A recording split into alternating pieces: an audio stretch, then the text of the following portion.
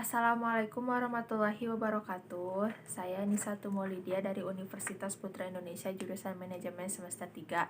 Di sini saya akan merangkum kembali materi yang tadi disampaikan oleh Dr. Muhammad Rendi Arid Hayandi SHMH.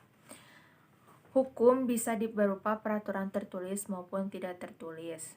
Peraturan tertulis adalah undang-undang dan peraturan tidak tertulis adalah adat istiadat.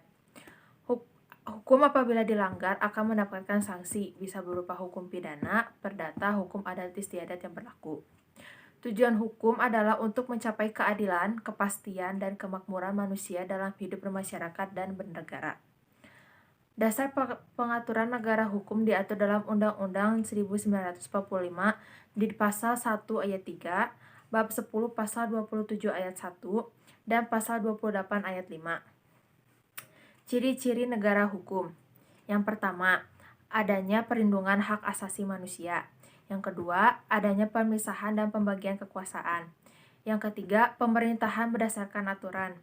Yang keempat, adanya peradilan administrasi. Unsur negara hukum. Yang pertama, adanya pemerintahan sebuah negara didasarkan kedaulatan rakyat. Pemerintahan dalam melaksanakan tugas berdasarkan undang-undang. Adanya pengawasan dan lembaga peradilan. Adanya peran nyata dari anggota masyarakat maupun warga negara untuk ikut berpartisipasi mengawasi pemerintah.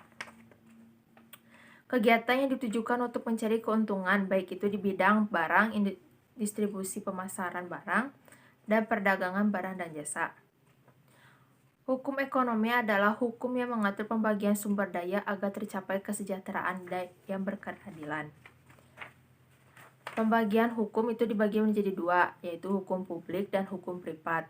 Hukum publik adalah hubungan hukum yang mengatur pribadi dengan negara atau banyak orang. Yang kedua, hukum privat adalah hubungan hukum yang mengatur pribadi dengan pribadi. Prinsip hukum bisnis. Yang pertama, adanya kegiatan ekonomi. Yang kedua, adanya keuntungan yang menjanjikan. Yang ketiga, terpenuhi syarat-syarat perjanjian, adanya kesepakatan para pihak, kecakapan bertindak, adanya objek tertentu, adanya klausula yang halal. Yang keempat, adanya jaminan pelaksanaan bisnis, yaitu hukum dan keamanan. Sekian pemaparan yang bisa saya sampaikan. Wassalamualaikum warahmatullahi wabarakatuh.